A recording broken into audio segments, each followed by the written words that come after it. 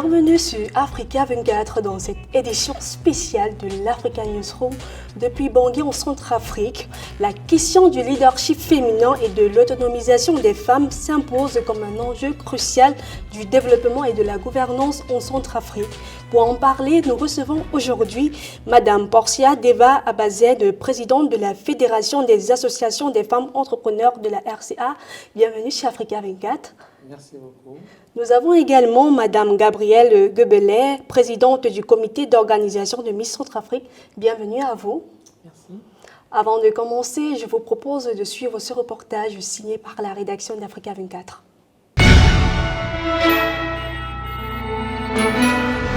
La Rwandaise Valentine Rugwabiza a été désignée en février 2022 représentante spéciale de la République centrafricaine et chef de la mission multidimensionnelle intégrée des Nations Unies pour la stabilisation en République centrafricaine MINUSCA. Elle succède à Mankeur Ndiaye et prend ainsi les rênes de la mission dans un contexte délicat de post-conflit. Forte de son expérience et de son engagement, elle mène avec détermination les efforts de paix et de sécurité en collaborant étroitement avec les autorités locales, les acteurs internationaux et les organisations de la société civile pour instaurer les bases d'une stabilité durable en Centrafrique. En mon nom personnel, en celui de tous mes collaborateurs et collègues à la MINUSCA, en celui du système des Nations Unies en République centrafricaine, je puis vous assurer, sans aucune équivoque, que les Nations Unies restent aux côtés de la Centrafrique et des Centrafricains.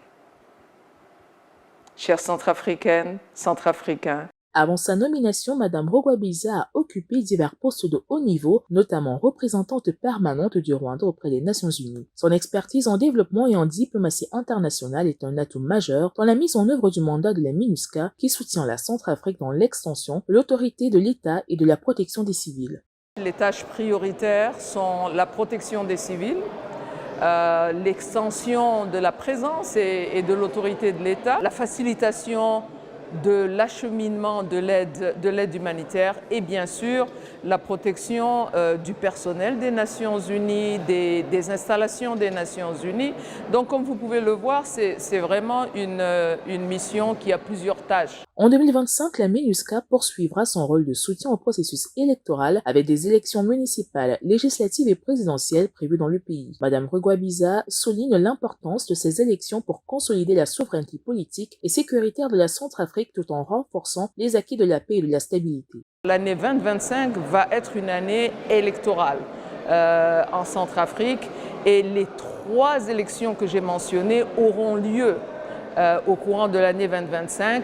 Donc c'est clairement un agenda politique prioritaire pour le gouvernement centrafricain et bien sûr d'autres tâches telles que la réforme du secteur de sécurité. Donc c'est cela ce que nous faisons. Sous la direction de Valentine Rugwabiza, la MINUSCA continue de jouer un rôle clé dans le processus de stabilisation de la République centrafricaine, un rôle déterminant pour un avenir pacifique et prospère pour le pays.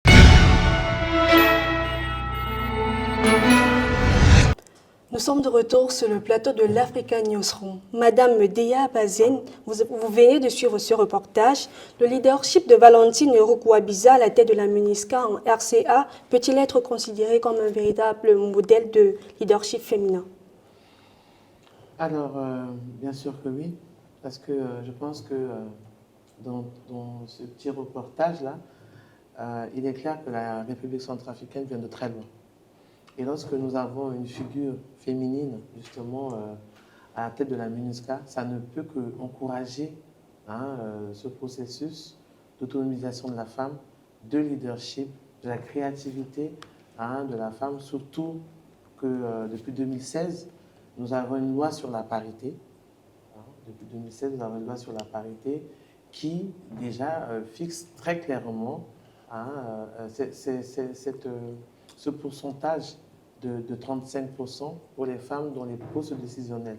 Donc, nous en tant que, je parle nous en tant que leader, cette présence, justement, nous a beaucoup ouvert les portes, parce que moi qui vous parle, justement, j'ai pris la parole, justement, au siège des Nations Unies pour pouvoir parler, justement, de ce leadership, pour pouvoir parler au nom de toutes les femmes centrafricaines qui se battent, qui ne peuvent pas avoir la parole, mais qui, grâce aujourd'hui à tout ce travail fait par la MINUSCA, tout ce travail fait par tous les pays qui nous accompagnent et par le président de la République, nous permettons justement de porter notre voix et de nous faire entendre. Et vous, Madame Jupelet, quel est votre avis sur le leadership de Madame Valérie? Alors, ce que je pourrais apporter sur ce court-métrage, c'est aujourd'hui de regarder comment la République centrafricaine, comme on le dit, c'est un pays qui est vraiment en construction, on va le dire aussi, et aussi nos jeunes femmes ou les jeunes filles aujourd'hui qui se battent en regardant déjà une femme leader qui est sur une organisation. Ça motive nos jeunes filles qui sont déjà, qui regardent peut-être, qui n'ont pas voulu se mettre en lumière. Donc nous, ce qu'on essaie de faire, c'est de pousser ces jeunes filles-là à dire, à oser et de venir se montrer, se valoriser au lieu de peuple centrafricain. Madame Deya Bazen, en tant que présidente de la Fédération des associations des femmes entrepreneurs de la RCA, quel dispositif concret votre fédération met-elle en place pour soutenir les femmes dans leurs projets économiques et faciliter l'accès au financement? Alors, je suis très fière lorsque je parle de cette fédération, parce que cette fédération, elle est très jeune. Elle a 3 ans d'existence, mais avec beaucoup d'actions concrètes menées et de potentiel pour l'avenir. Déjà, nous avons aujourd'hui, grâce à notre initiative, mis en place le Salon national de l'entrepreneuriat féminin que le gouvernement a bien voulu mettre dans un calendrier gouvernemental. Nous avons également la campagne du consommation local que nous menons parce qu'il est clair qu'il y a Zélécaf qui est là. Et aujourd'hui, en République centrafricaine, à part le bois, l'or et le diamant, nous n'exportons pratiquement aucun produit. Donc il est très important de mettre la visibilité sur nos produits, d'où cette campagne de consommation local qui a pris fin la semaine passée et qui a primé par le président de la République 6 lauréats qui ont eu le prix et qui sera accompagné par le président de la République. Au-delà de cela, au niveau de la FAFECA, nous accompagnons, parce qu'il est très important de le préciser, beaucoup d'entreprises dirigées par les femmes sont dans l'informel. L'informel parce qu'il y a la pression fiscale. Aujourd'hui, avec la pression fiscale, avec tous les défis qu'elles rencontrent lorsque elles sont dans le processus de création d'entreprise, elles préfèrent être dans l'informel. Du coup, elles n'ont pas de visibilité, leur créativité n'est pas reconnue. Et donc, nous les accompagnons, nous les structurons pour pouvoir justement avoir cette visibilité-là, être reconnus et aussi s'exporter vers l'international. Parce qu'aujourd'hui, c'est de cela qu'il s'agit, c'est d'aller vers l'international. Et donc, il est très important que toutes ces femmes qui nous écoutent de la République centrafricaine, de comprendre qu'il est temps aujourd'hui que nous nous mettons en ordre de bataille. Parce qu'au sein de la FAFECA, vous avez des associations de femmes et vous avez aussi les chefs d'entreprise. Donc, il est très important de le souligner, qui sont dans plusieurs secteurs, l'élevage, les BTP, les prestations de services, les finances. Donc, tout cet environnement de multicolore de femmes qui se regroupent, qui font un réseautage pour permettre justement de mieux cibler les problèmes, parce que là aussi, il s'agit aussi de mieux cibler les problèmes, de mieux cibler et calibrer les formations adaptées aux besoins justement de nous les femmes, pour nous permettre aussi d'être compétitives avec les hommes et aussi à l'international. Vous apportez des solutions aux problèmes, mais quelles sont les difficultés que vous rencontrez au sein de l'association, de la fédération? Alors, la première difficulté, c'était déjà d'avoir le siège, parce que nous avons eu notre siège par les cotisations des membres même. Aujourd'hui, nous sommes plus de 3200 femmes. Les chiffres évoluent parce que nous sommes représentés sur les 20 préfectures de la République centrafricaine. Donc, on a déjà eu notre siège. Après avoir eu, parce que nous avons voulu poser l'acte avant de nous faire accompagner. Vous êtes sans ignorer qu'en République centrafricaine, il y a eu beaucoup de projets, il y a eu beaucoup de mains tendues, il y a eu de l'argent qui a été injecté dans des projets où on n'a pas eu la visibilité, on n'a pas vu les actions concrètes qui ont mené justement au changement de conditions de vie de ces femmes-là. Donc nous-mêmes, on s'est dit, on va poser la première pierre et après, la visibilité ou l'accompagnement du gouvernement et des bailleurs viendra après ou viendra après. Donc, c'est ce qui a été fait. Donc, aujourd'hui, la FAFECA a un siège, plus de 3200 femmes répandues sur toute la République centrafricaine qui fait 623 000 km². Aujourd'hui, nous avons un compte bancaire parce que aussi, c'est ça en fait. Il faut bancariser tout ce que... Il faut avoir là, parce que le bailleur, il veut la visibilité sur tout l'argent qu'il injecte. Et nous accompagnons les femmes à formaliser leur entreprise. Nous les accompagnons à aussi respecter la chaîne de valeur. Et nous ciblons les formations. Parce que c'est bien de former, mais c'est aussi de mieux former et de faire un suivi de ces formations sur le terrain. Donc la FAFECA a posé et a réalisé beaucoup d'actions, notamment le bootcamp aussi, parce que le bootcamp, c'était aussi d'aller sur le terrain, notamment en province, pour que les femmes puissent vivre ce qu'elles ont appris dans la théorie dans la pratique, dans la transformation de tomates, la transformation des pastèques, des jus de fruits. Donc tout cela a été fait grâce à l'appui de plusieurs partenaires que je ne vais pas citer ici, mais il est très important justement de reconnaître cela, qu'il y a de la valeur, il y a quelque chose qui se passe en République centrafricaine et que les femmes sont capables de faire, mais elles ont juste besoin d'être structurées. Madame Jebelet, en tant que présidente du comité d'organisation de Miss Centrafrique, comment le concours Miss Centrafrique contribue-t-il à valoriser les jeunes femmes, à promouvoir l'entrepreneuriat féminin et soutenir les projets concrets pour l'autonomisation? Alors, merci pour cette très belle question. Déjà, le concours Miss Centrafrique ou l'organisation, déjà, c'est une plateforme qui regroupe des jeunes filles. Et ce que nous essayons de faire aujourd'hui, c'est d'aller vers ces jeunes filles-là, de faire un ciblage, c'est-à-dire de repérer ces jeunes qui ont du talent et qui n'arrivent pas à se mettre en lumière. Donc nous allons vers eux, que ce soit dans les régions, que ce soit dans les arrondissements. On va vers ces jeunes filles-là. On leur inculque déjà comment est-ce qu'il faut faire, la confiance en soi. Et du coup, ce que nous faisons, c'est de repérer ces jeunes filles. Et à la fin, c'est vrai que nous travaillons aussi avec un partenaire qui est FAFECA. Donc nous, on repère ces jeunes filles-là qui ont des projets, parce que chaque fille que nous accompagnons, elles ont des projets. Et leurs projets, ça peut être dans l'entrepreneuriat, le développement, que ce soit le développement personnel, que ce soit sur la santé, les enfants de la rue. Donc ça, maintenant, nous, on cible ces jeunes filles-là et on met à la disposition de la FAFECA qui fait une formation. Et voilà. Et puis après, nous, à la fin, comme il y a l'élection Miss Centrafrique, tel que ce qu'on a eu à faire hier, c'est vrai qu'on vient de loin. C'est notre deuxième année pour l'association d'organiser cet événement. Depuis 2021, on n'a pas eu une élection ou l'organisation de Miss Centrafrique. Donc en 2025, on avait eu une Miss Centrafrique. Et là, maintenant, en 2026, ça va être la deuxième année, mais la 8e pour la République centrafricaine, où les Miss, les trois trios qu'on a élu hier, elles ont un projet. Et ce projet, justement, ça va être un travail après que nous allons voir avec le partenaire qui nous accompagne sur leurs différents projets qu'elles ont. Comment se déroule le mandat d'une Miss Centrafrique? Alors aujourd'hui, le mandat, on va dire, c'est 1 an de mandat. Il y a les différentes activités qu'elle doit faire, que ce soit sur le côté organisationnel. Nous aussi, au niveau du comité, on a un thème. Et le thème de cette année, c'est l'ambassadrice d'une génération entreprenante. Donc, elle doit suivre ça. Donc, on parle de l'entrepreneuriat. Et chaque Miss, elle aussi, elle a son projet qu'elle doit aussi défendre pour les 1 an de mandat. Maintenant, nous avons aussi des activités en dehors de... Parce que la Miss Centrafrique n'est pas aussi de rester au national.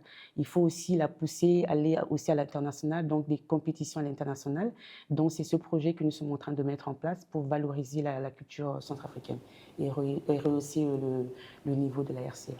Madame Dea Bazen, selon l'UNESCO, le taux de scolarisation des filles chute fortement après le cycle primaire, notamment en milieu rural.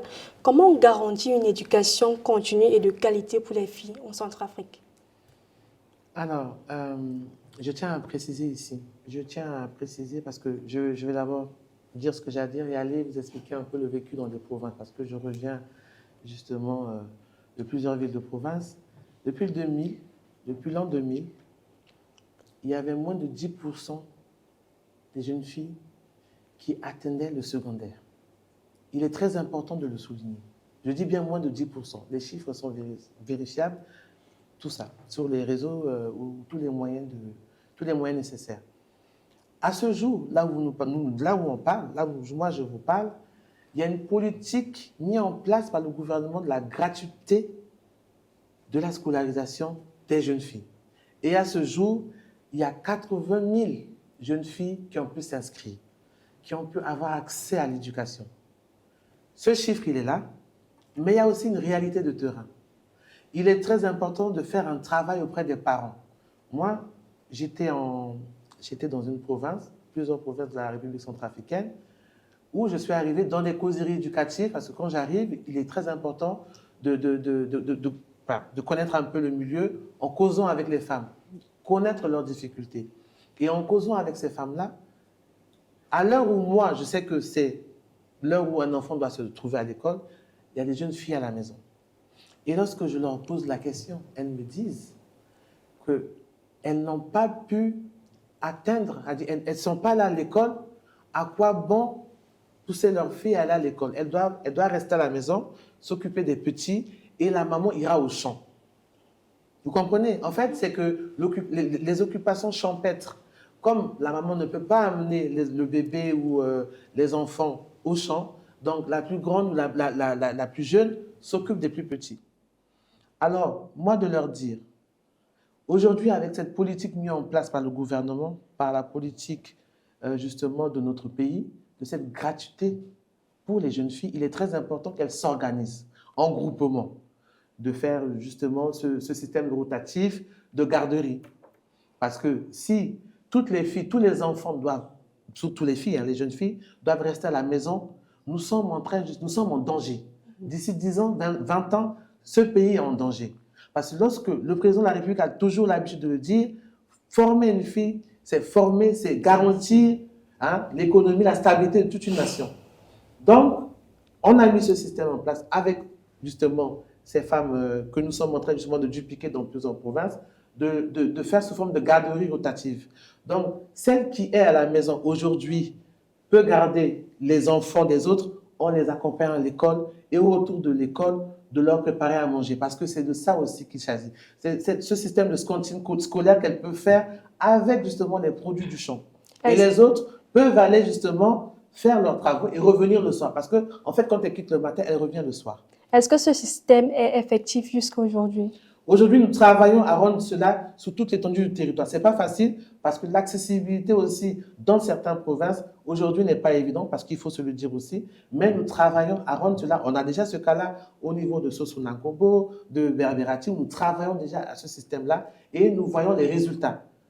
Aujourd'hui, une jeune fille que j'ai rencontrée à Bois dernièrement, elle est venue vers moi me dire « Ma maman ne veut pas me mettre à l'école parce qu'elle n'a pas d'argent. » Et lorsque je suis allé voir la maman, j'ai dit « Amène-moi voir ta maman ». Je suis allé voir la maman. Elle m'a fait comprendre que son état de santé ne permettait pas justement que son enfant aille à l'école. Parce qu'en fait, il y a beaucoup de défis autour de la scolarisation des jeunes filles.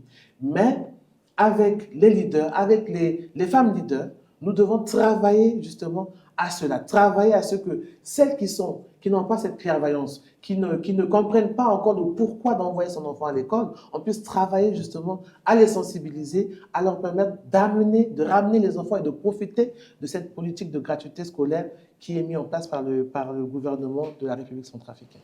Et vous, Madame Jebelet, quel est votre avis sur la problématique? Partagez-vous le même avis? Oui, parce que même en faisant l'élection Miss Centrafrique, on est passé aussi par les régions. Donc, quand on arrive aussi dans chaque région, deux fois quand on arrive, on a les jeunes filles qui sont belles. Mais quand on arrive, on dit, OK, voilà, le comité est là justement pour faire un casting, pour avoir nos Miss et pour faire l'élection Miss Centrafrique. Tu vois, nos jeunes filles qui ont peur ou des fois se cachent à l'intérieur. Donc, nous, on est obligés d'aller vers ces jeunes filles-là ou les jeunes mamans pour leur dire de donner l'occasion, parce que ça, c'est une occasion de mettre en lumière ces jeunes filles-là. Donc, je pense que je complète ce que l'a dit Madame Portia. C'est vraiment important, surtout l'éducation, parce que tout ce qu'on fait, c'est à la base d'éducation. Si on n'est pas éduqué, je pense que même tout ce qu'on va entreprendre, que ça soit un projet, on ne pourra même pas y avancer. Donc, ça, c'est des défis que nous aussi, même, on a rencontrés au niveau du comité. Qu'est-ce que vous pensez que le gouvernement centrafricain doit faire pour régler ce problème? Pour régler ce problème, je pense qu'il faut qu'on commence déjà par la formation. Donc, je pense qu'aller déjà sensibiliser les mamans, parce que c'est déjà les parents qui doivent déjà laisser les enfants. Donc, il faut d'abord sensibiliser ces parents-là pour leur dire le pourquoi, ce qui est important, parce que si aujourd'hui on ne se lève pas, surtout nous les femmes, si on ne se lève pas, je pense qu'on ne va pas avancer. Donc, c'est plutôt sensibiliser les parents à laisser les enfants, faire de ce qu'ils peuvent faire pour oser et pour faire développer le pays. Parlons justement de la formation. Quelle formation prioritaire faut-il développer pour renforcer l'employabilité et l'autonomie économique des femmes en Centrafrique? Des formations, déjà des formations de base, hein, c'est déjà de mettre en place une formation qui met en valeur, c'est-à-dire avoir confiance en soi. Parce qu'on a remarqué aussi qu'avoir confiance en soi-même, c'est un peu difficile. On a une prise de parole en public, ça pose aussi problème. Donc je pense qu'avec les différentes formations que nous mettons en place, que ce soit avec le partenaire, il faut déjà mettre ça en place. Comment est-ce que moi j'ai un projet? Comment je vais développer ce projet? Qu'est-ce que je dois faire déjà? Qui je dois aller déjà sensibiliser? Qui je dois aller voir pour dire que voilà, j'ai un projet? Donc il faut commencer par là. Déjà, comment prendre la parole? Comment je dois défendre mon projet? Donc ça, c'est les formations qu'on essaie de mettre en place avec nos candidates. Et vous, Madame Théa Abazen, quel secteur est prioritaire pour vous pour les formations? J'allais vous dire l'entrepreneuriat. Alors, vraiment de manière, avec toute mon énergie. Pourquoi je dis cela? Alors, nous sommes allés toujours dans le cadre du réseautage et par un partenaire, bon, notamment on peut le dire, ONU Femmes, nous sommes allés à Abidjan. Et nous avons pris, il faut que nous prenions les exemples ailleurs, les exemples concrets qui ont marché ailleurs. Nous sommes allés à Abidjan et d'Abidjan, nous avons rencontré des femmes qui ont changé tout le système éducatif de leur pays. Comment? En mettant des modules qui concernent l'entrepreneuriat. Parce qu'en République centrafricaine, notre système éducatif aujourd'hui, on forme que des fonctionnaires. On nous pousse, on nous appelle à travailler pour la fonction publique. Le monde a évolué. Beaucoup de choses ont évolué aujourd'hui. On doit s'adapter. En s'adaptant, il faut maintenant changer ce que nous mettons à disposition de nos enfants, ce que nous intégrons dans le système, justement, dans la tête de nos enfants. Donc, c'est de mettre en place des modules. Et nous avons travaillé cela. Nous avons commencé un embryon de travail avec le ministère en charge de l'éducation. Donc, nous sommes en train, avec les experts, de vouloir intégrer au fur et à mesure et au niveau le plus bas, donc de l'école primaire, après du secondaire et autres, des modules qui concernent, comme l'a dit madame ici, le développement personnel, l'entrepreneuriat, voilà, pour pouvoir former des champions. Il faut qu'on forme des leaders et des champions. Qu'on arrête de toujours penser que dès que je finis, je suis à l'université, je dois forcément intégrer la fonction publique, je dois devenir fonctionnaire, je dois devenir douanier, fiscaliste et autres. Il faudrait que ça cesse. Quand le mindset doit évoluer et nous travaillons à cela avec le ministère de l'Éducation.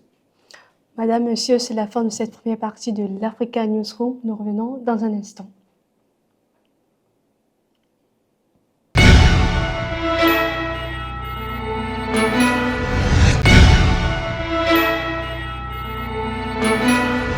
Nous sommes de retour sur le plateau de l'Africa Newsroom consacré au leadership féminin et à l'autonomisation des femmes. Mais avant, je vous propose de suivre cet élément proposé par la rédaction d'Africa 24.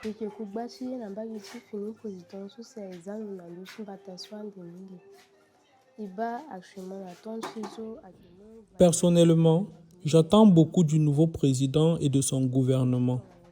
Aujourd'hui encore, les femmes ne sont pas suffisamment valorisées et cela doit changer. Il est essentiel de mettre en place des centres d'accompagnement pour aider les femmes à se prendre en charge et devenir autonomes. C'est à ce prix que, progressivement, la voix des femmes pourra être davantage entendue et respectée.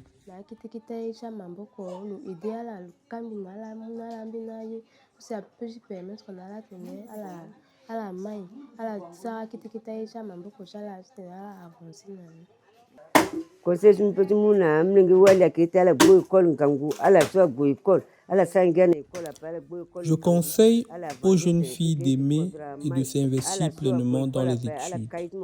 Pour cela, l'État doit les accompagner tout au long de leur parcours scolaire et universitaire. Celles qui n'ont pas eu la chance d'aller à l'école doivent également bénéficier d'un accompagnement adapté. Je me réjouis de constater qu'aujourd'hui, les élections se déroulent dans le calme, sans violence. C'est le résultat des politiques mises en place par le président Touadéra. J'appelle son successeur, ou lui-même, s'il est reconduit, à poursuivre dans cette dynamique pour le bien et la stabilité de mon pays. Vous voyez que nos jeunes filles, des fois, c'est en classe de CM2, c'est en classe de 6e qu'elles reviennent à la maison. Et du coup, on ne peut pas les utiliser. Donc, pour que l'entrepreneuriat va du côté féminin, mais il faut que le président, le nouveau président et le régime qui viendra fassent un effort pour que nos jeunes filles soient encadrées et qu'on leur facilite les choses. C'était un vox pop proposé par la rédaction d'Africa 24. Madame Gebele, les femmes restent souvent sous-représentées dans les instances décisionnelles. Faut-il des mécanismes spécifiques pour accélérer leur accès aux postes de responsabilité politique et administrative? Déjà, pour donner l'accès aux femmes par rapport aux postes, que ce soit administratif, là, je pense que même la petite vidéo l'a montré, il faut déjà, nous-mêmes, on doit se faire valoriser. Se faire valoriser comment? Est-ce que nous, on va rester juste là à regarder pour dire que ça doit venir vers nous? On doit déjà oser nous-mêmes se mettre en valeur pour dire qu'aujourd'hui, moi, je sais ce que je veux.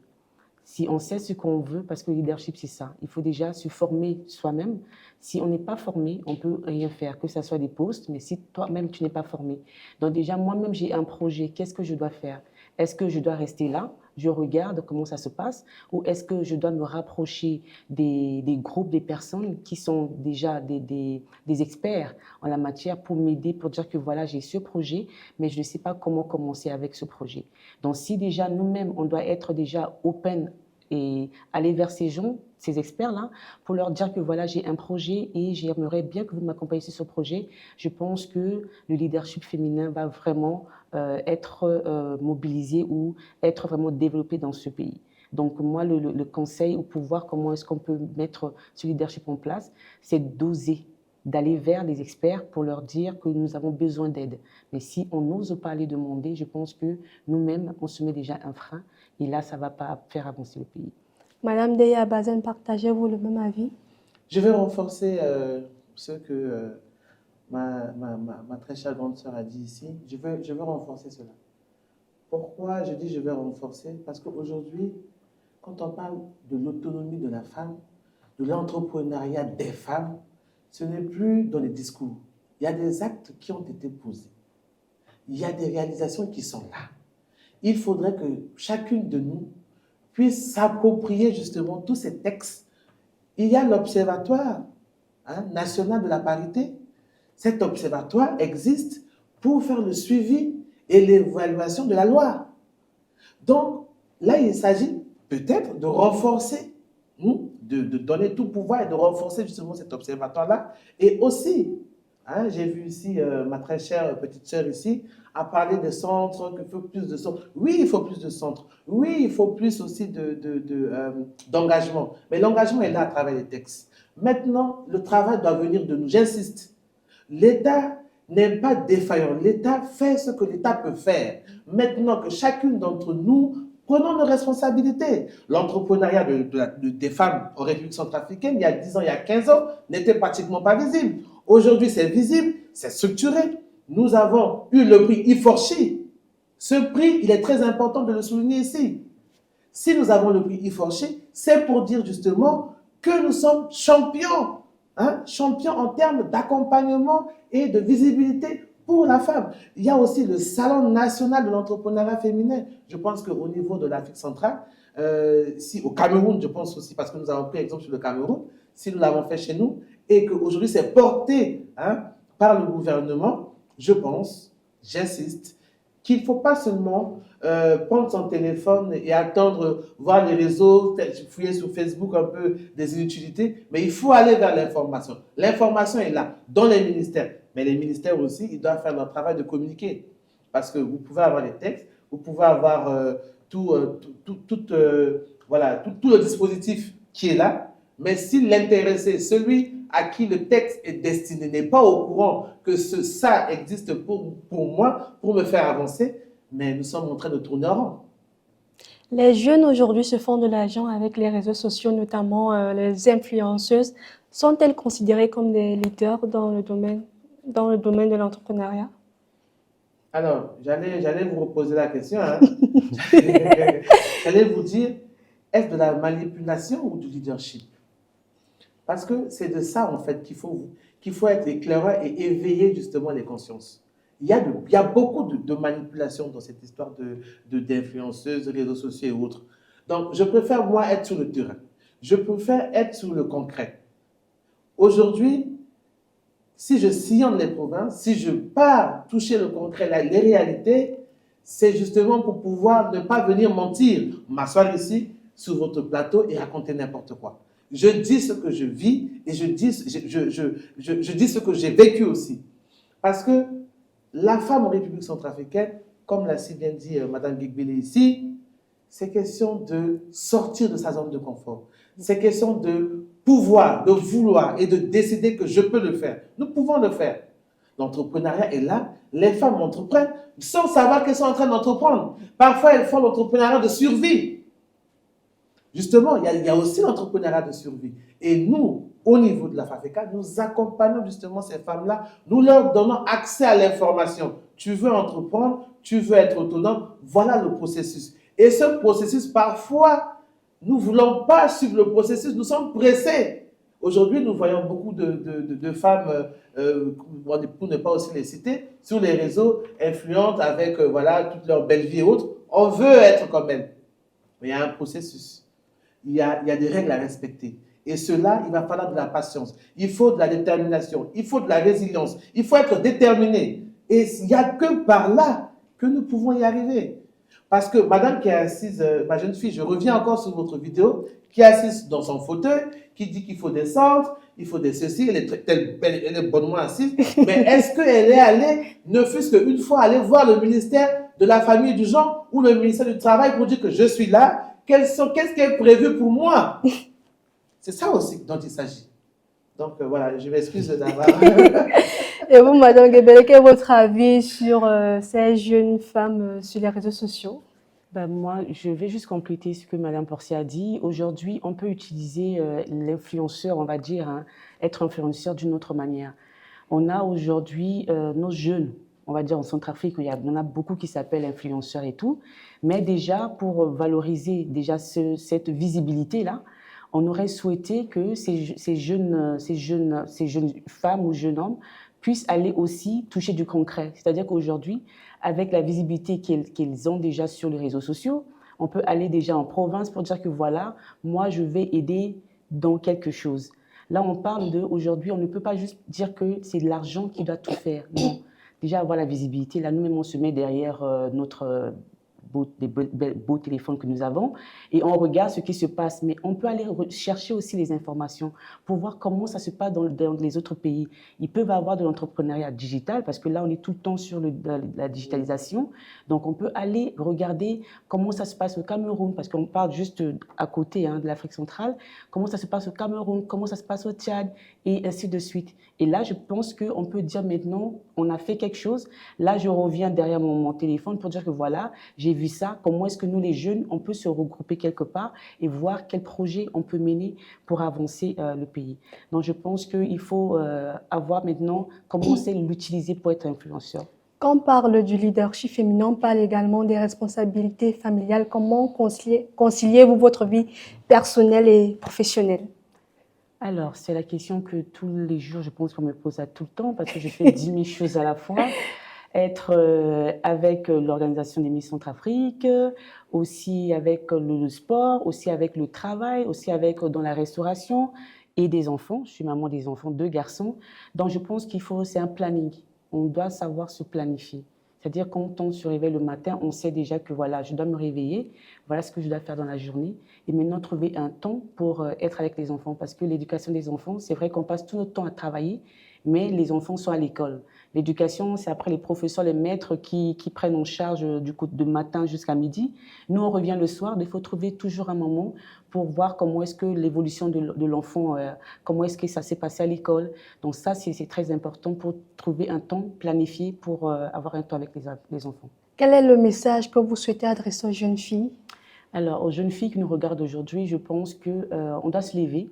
Parce que nous tous, c'est vrai qu'on peut se dire on est des jeunes, on se bat, mais il faut qu'on se lève pour dire On doit être maintenant, on doit oser pour être cette lumière-là, pour montrer aux jeunes, que ce soit dans le monde qui nous regarde aussi, pour dire que la République centrafricaine, il y a beaucoup de richesses ici.